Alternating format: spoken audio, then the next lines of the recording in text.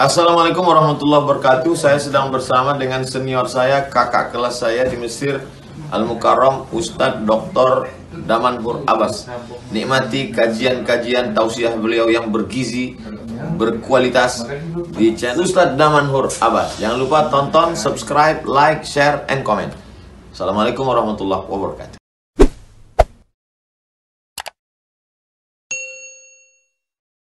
Alhamdulillah, Alhamdulillah binikmatihi tatimu salihat wa bifadlihi tatanazzalu al-barakat wa bihaqqihi tatahaqqaqu al-maqasid wal ghayat. Asyhadu an la ilaha illallah lahu da'watul haqq harisun 'alayha wa awjaba tabshiri biha wa takum minkum ummatun yad'una ila al-khair wa ya'muruna bil ma'ruf wa yanhauna 'anil munkar wa ulaika humul muflihun. وأشهد أن محمدًا عبده ورسوله بلغ الرسالة وأدى الأمانة ونصح الأمة وكشف الغمة حتى أتانا اليقين ليلها كنهارها لا يزيغ عنها إلا هالك. اللهم صل وسلم وبارك وأنعم على حبيبنا وشفيعنا وزخرنا ومولانا محمد وعلى أزواجه أمهات المؤمنين وذرياته وآل بيته وأصحابه أجمعين. يا أيها الناس اتقوا الله حق تقاته ولا تموتن إلا وأنتم مسلمون. وقال الله تعالى في القرآن الكريم: أعوذ بالله من الشيطان الرجيم بسم الله الرحمن الرحيم المال والبنون زينة الحياة الدنيا والباقيات الصالحات خير عند ربك ثوابا وخير أملا. رب اشرح لي صدري ويسر لي أمري واحلل عقدة من لساني يفقهوا قولي. أما بعد. Hadirin jemaah Jumat yang dirahmati Allah, marilah senantiasa kita panjatkan puji dan syukur kepada Allah yang telah memberikan nikmat iman kepada kita sehingga kita telah mengisi rumah Allah ini kendati suara azan belum berkumandang. Ada di antara jamaah ini para ayah yang memang harus melalui perjuangan yang berat, datang dari rumah dikarenakan kondisi fisik yang sudah tidak stabil, harus duduk di atas kursi. Namun ini sebuah nikmat yang masih Allah berikan kepada orang tua kita. Kendati kesehatan tidak mendukung, tapi masih mau hadir ke tempat yang penuh dengan keberkahan ini dengan segala keterbatasan. Masih banyak di antara saudara-saudara kita yang berada di luar, mempunyai kesehatan yang sempurna, namun belum berhadir. Semoga Allah memberikan hidayah kepada mereka sehingga menjadi hamba Allah yang taat kepadanya. Salawat dan salam mari sama-sama kita sanjung sajikan kepada junjungan kita Nabi besar Muhammad SAW yang telah mengajarkan kepada kita segala aspek tatanan kehidupan. Mahajjatil bayda lailuha kanahariha la yazighu anha illa halik. Ini merupakan sebuah ungkapan apabila kita berada di atas rule jalan yang dibawakan oleh baginda Rasulullah, kendati kita berjalan di tengah kegelapan, pasti kita tidak akan pernah tersesatkan. Begitulah indahnya syariat ini. Kalau kita mengikuti yang diperintahkan oleh baginda Rasulullah, maka kita akan tegak lurus. Tapi ingat, orang-orang yang tidak mengikuti apapun yang diperintahkan oleh Allah dan Rasul, maka mereka akan mengalami hal-hal yang memang itu sangat sulit, baik kehidupan di dunia maupun kehidupan akhir. Oleh sebab itu jamaah yang dirahmati Allah, pada hari yang dinamakan dengan Sayyidil Ayyam di dalam Sunan Baihaqi, Rasulullah SAW mengingatkan kepada kita bahwasanya orang yang paling dekat denganku di hari akhirat adalah orang yang paling banyak mengingatku, berselawat kepadaku. Maksimalkan hari ini berselawat kepada baginda Rasulullah agar tumbuh rasa cinta di dalam jiwa kita untuk mengamalkan apapun yang diperintahkan oleh Allah dan Rasul. Ini sebenarnya kenapa kita disuruh mengingat Rasul dengan berselawat. Tumbuh rasa cinta dalam diri kita untuk mengamalkan apapun yang diperintahkan oleh Allah dan Rasul. Semoga jamaah yang berhadir pada Jumat yang penuh dengan keberkahan ini merupakan di antara umat Nabi Muhammad SAW yang akan diberikan syafaat oleh baginda Rasulullah SAW dan akan disuguhkan air dari telaga Kautsar dari tangan mulia tersebut. Allahumma amin. Hadirin jamaah Jumat yang dirahmati Allah, ayat yang khatib bacakan tadi merupakan firman Allah dalam surat Kahfi ayat 46, di mana Allah berfirman, al-mal wal banuna zinatul hayatid dunya. Harta dan anak itu merupakan perhiasan dunia. Kalau kita mentadabburi ayat ini, maka kenapa Allah menyandingkan dua hal? Yang pertama adalah harta, yang kedua adalah anak. Itu diibaratkan, dikatakan bahwasanya itu adalah perhiasan dunia. Wal baqiyatus shalihat khairun 'inda rabbika thawaban wa khairun amal. Dan sisanya, baik dari keduanya, dari apapun, itu akan menjadi amal saleh, sehingga amal saleh tersebut akan menjadi sebaik-baik pahala dan sebaik-baik harapan. Hal menarik sekali pada saat kita mentadabburi Al-Quran ayat ini. Pertama sekali Allah menyandingkan antara harta dengan anak. Karena ada sebagian orang Allah berikan harta, tapi Allah tidak berikan anak. Ada sebagian orang Allah memilih dia banyak anaknya, tapi dia tidak punya harta.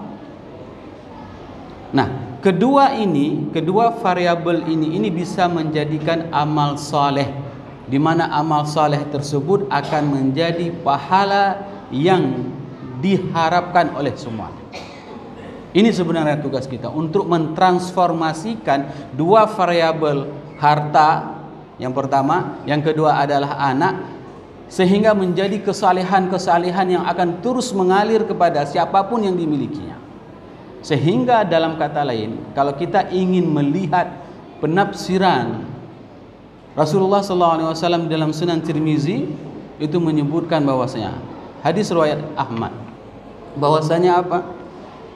Ni'mal malus salih li rajulin salih. Nikmat harta itu apabila berada di tangan orang yang saleh. Begitu juga nikmat anak itu akan ada di tangan orang tua yang saleh. Kalau dia orang tuanya tidak saleh, maka anak posisinya itu seperti anak peluru, lagi anak bedi, itu posisi kalau seandainya anak itu tidak berada di dalam asuhan dan tarbiyah dari orang tua yang saleh. Tapi ingat, pada saat anak itu berada dalam asuhan orang tua yang saleh, maka lihatlah bagaimana firman Allah dalam surat Kahfi ayat 82 yang berbunyi, a'udzubillahi minasyaitonirrajim, bismillahirrahmanirrahim. Wa ammal jidar fakana lighulamaini yatimaini fil madinah wa kana tahtahu kanzun lahuma wa kana abuhuma salihan. Kisah Nabi Musa melakukan perjalanan dengan Nabi Khidir. Pada saat itu ada dua orang anak yatim yang dibangun rumahnya oleh Nabi Musa dan Nabi Khidir. Kenapa? Karena Allah telah mempersiapkan harta untuk anak yatim tersebut. Para mufassirin mengatakan bahwasanya kesalehan yang dimiliki oleh anak yatim ini bukan kesalehan langsung dari ayahnya, akan tetapi ini adalah kesalehan dari kakeknya. Bayangkan hari ini kalau seandainya kita seorang kakek, bisa saja nanti cucu kita itu tetap akan dijaga oleh Allah, bukan hanya anak kita. Ini nikmat sebuah orang tua yang saleh, sehingga dia akan membentuk keluarga yang saleh. Keluarga yang saleh itu tidak bisa dijadikan indikatornya ini dengan hadirnya hari Jumat di masjid, walaupun ini adalah sebuah perasaan yang bahagia. Saya tidak pernah menyalahkan ayah-ayah yang datang hanya hari Jumat ke masjid, karena itu adalah juga nikmat. Tapi keluarga yang saleh itu indikatornya apa? Pada saat subuh hari, maka dia akan membangunkan anak laki-lakinya dan akan mengajak anak laki-lakinya untuk salat berjamaah ke subuh. Itu adalah keluarga yang saleh, indikatornya. Tapi kalau seandainya subuh itu tidak ada kehidupan, maka keluarga tersebut masih jauh dari kesalehan. Sehingga keluarga-keluarga yang tidak hadir di subuh hari seperti hadirnya di hari Jumat ini, mereka adalah orang-orang yang tidak pernah mau mengaminkan di antara doa yang dipanjatkan oleh baginda Rasulullah SAW. Rasul itu bermunajat kepada Allah. Apa pinta Rasul di pagi hari? Allahumma barik li ummati fi bukuriha. Ya Allah, berikanlah keberkahan kepada umatku di pagi hari. Maka dalam istilah orang Aceh mengatakan, bek telat jaga bunga, habis rezeki patok lima no. Itu menunjukkan apa? Bangun subuh itu menunjukkan bahwasanya kita termasuk di antara orang-orang yang mengaminkan doa yang dipanjatkan oleh baginda Rasulullah SAW. Hari ini, ubah keluargamu wahai para ayah. Bangunkan anakmu di setiap subuh hari. Ajari dia, bangunkan dia, hadapkan dia dengan Tuhannya di pagi hari. Kalau rumah tangga sudah mulai kehidupannya di subuh hari, maka itu merupakan salah satu indikator kesalehan. Sehingga itu akan menjadi wal baqiyatus shalihat. Itu akan menjadi amal saleh bagi siapa? Bagi seorang orang tua. Saya sering menceritakan apa harapan, ekspektasi seorang orang tua pada saat dia mempunyai anak. Tiada ada lain kecuali pada saat anaknya itu bermunajat kepada Allah, pada saat dia sudah masuk ke dalam liang lahat. Tahu anaknya bermunajat, ya Allah, luaskan kubur ayahku yang telah membangunku setiap pagi, mengajarkanku menyembahmu. Ini adalah munajat seorang anak, dan ini yang diharapkan oleh seorang orang tua. Tapi bayangkan hari ini kalau seandainya orang tua tidak pernah mengajarkan anaknya seperti itu, apa yang akan dipanjatkan oleh anaknya? Dan minta ampunlah kepada Allah bagi yang selama ini lalai dan lupa untuk bermunajat kepada orang tuanya yang sudah puluhan tahun berada di dalam kubur. Hadirin jamaah Jumat yang dirahmati Allah. Yang kedua, di dalam ayat ini menegaskan bahwasanya harta itu akan berfaedah dan akan bermanfaat dan akan nikmat apabila harta tersebut berada di tangan orang yang saleh. Ini adalah salah satu keberkahan dan amal saleh yang akan terus menjadi pemberat mizan kita di hari akhir. Ada di antara orang yang memang Allah titipkan hartanya. Nah, jangan sampai terjadi pada saat khatib pernah mengajarkan berseruan seperti ini untuk bersedekah, membayar zakat. Apa yang dikatakan oleh salah satu jamaah? Ustadz, saya terlambat tahu tentang kewajiban zakat. Pada saat saya ada harta, finansial saya lagi baik, saya tidak mempunyai kesadaran untuk membayar zakat. Hari ini finansial saya sedang tidak baik-baik. Tapi ingat jamaah yang dirahmati Allah, belajar dari orang-orang Ansar, dan itu diabadikan di dalam surat Al-Hasyr ayat 9. Allah berfirman, a'udzubillahi minasyaitonirrajim, bismillahirrahmanirrahim, walladzina taba'ud dara wal imana min qablihim yuhibbuna man hajara ilaihim wala yajiduna fi sudurihim haja mimma utu wa yu'thiru ala anfusihim walau kana bihim khasasa wa man yuqa syuha nafsihi faulaika humul muflihun. Ayat ini turun kepada salah seorang sahabat mulia, Abu Talha. Kalau jamaah semuanya pergi umrah ataupun haji, pintu 21 Masjid Nabawi itu pas di saya tunjuk ini, pintu 21 itu adalah perkebunan Abu Talha. Pintu 21, pintu 22 Masjid Nabawi itu ada sebuah sumur yang paling sering diminum airnya oleh baginda Rasulullah.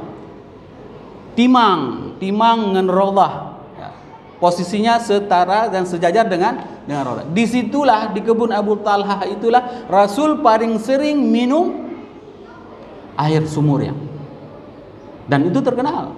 Ya. Ini ayat ini turun kepada siapa? Abu Talha. Rasulullah SAW menyampaikan, siapa yang di antara kalian mempunyai kelebihan untuk menjamu tamuku?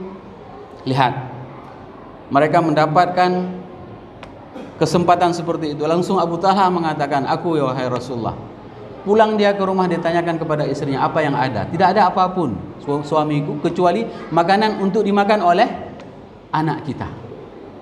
Coba bayangkan, dia sudah mengatakan aku yang akan menjamu, tapi tidak ada makanan apapun. Malamnya dimatikan lampu, dimatikan penerang, lalu semua keluarga Abu Talha makan bersama tamu tersebut, seakan-akan suatu keluarga makan makanan yang sama, padahal semuanya ecek-ecek. Keluarganya makan pura-pura, skenario, sandiwara untuk membahagiakan tamu Rasulullah. Maka jangan pernah ada alasan saya akan bersedekah kalau saya sudah kaya.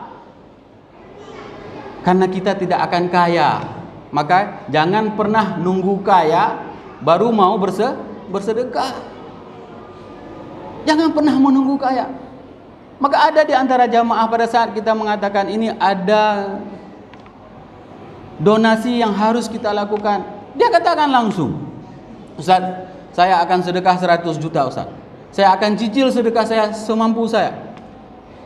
Coba bayangkan, ada orang-orang yang memang mengetahui bahwasanya transaksi dia adalah transaksional dengan Allah, bukan dengan manusia. Transaksional dia adalah dengan Allah, sehingga dia tidak pernah merasa berat berapapun nominal yang ia sampaikan. Inilah etika yang hari ini harus kita perbaiki.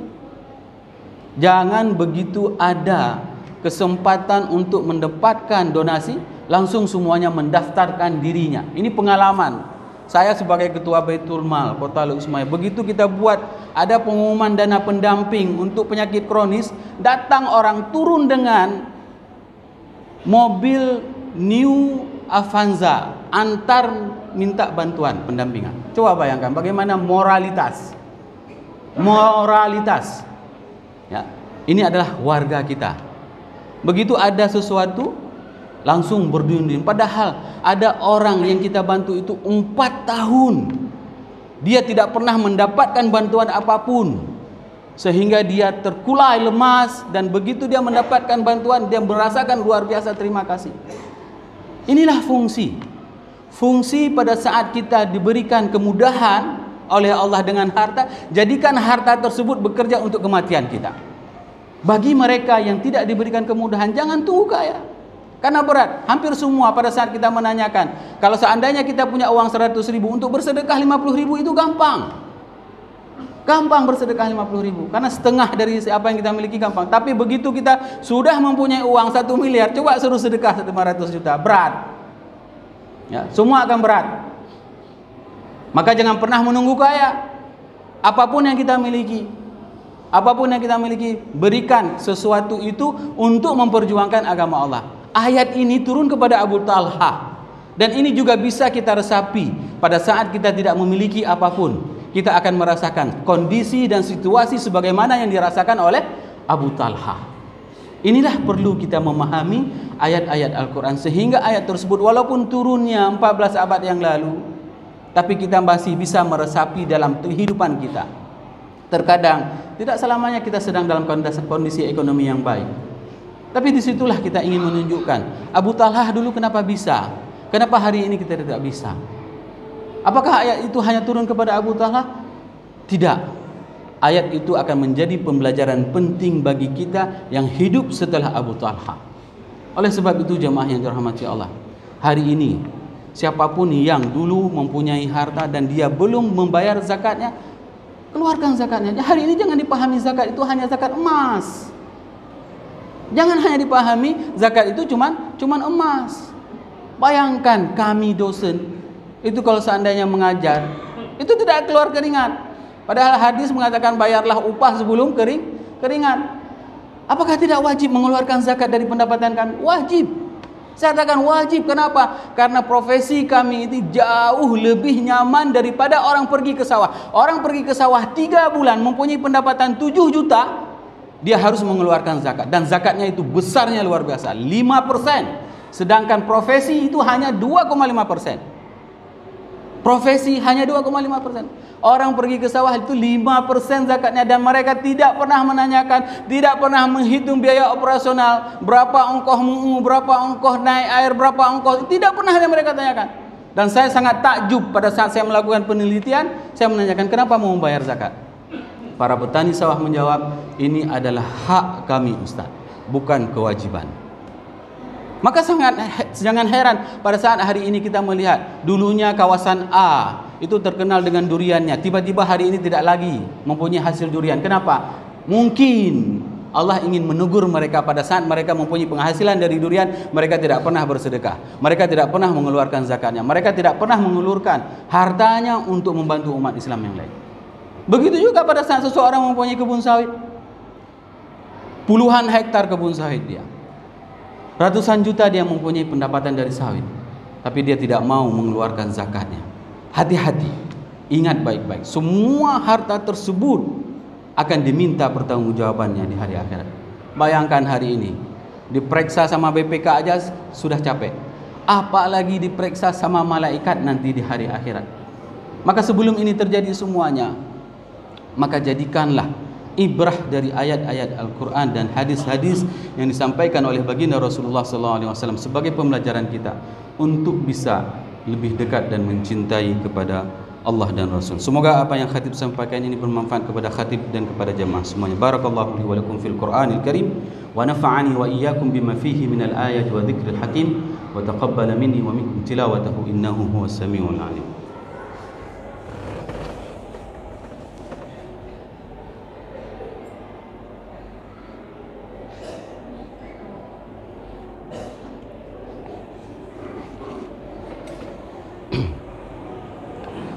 الحمد لله الذي خصنا بكتاب أنزل وأكرمنا بنبي أرسل أشهد أن لا إله إلا الله وأشهد أن محمدا عبده ورسوله اللهم صل على محمد وعلى آله وأصحابه أجمعين يا أيها الناس اتقوا الله حق تقاته ولا تموتن إلا وأنتم مسلمون وقال الله تعالى في القرآن الكريم أعوذ بالله من الشيطان الرجيم بسم الله الرحمن الرحيم إن الله وملائكته يصلون على النبي يا أيها الذين آمنوا صلوا عليه وسلموا تسليما اللهم اغفر المسلمين والمسلمات والمؤمنين والمؤمنات الأحياء منهم والأموات إنك سميع قريب مجيب دعوة ويا قاضي الحاجة ربنا لا تؤاخذنا إن نسينا أو أخطأنا ربنا ولا تحمل علينا إصرا كما حملته على الذين من قبلنا ربنا ولا تحملنا ما لا طاقة لنا به واعف عنا واغفر لنا وارحمنا أنت مولانا فانصرنا على القوم الكافرين اللهم أعز الإسلام والمسلمين وهلك الكفرة والمشركين ودمر أعداءك أعداء الدين اللهم انصر إخواننا المستضعفين المظلومين في بيت المقدس ربنا آتنا في الدنيا حسنة وفي الآخرة حسنة وقنا عذاب النار وأقيموا الصلاة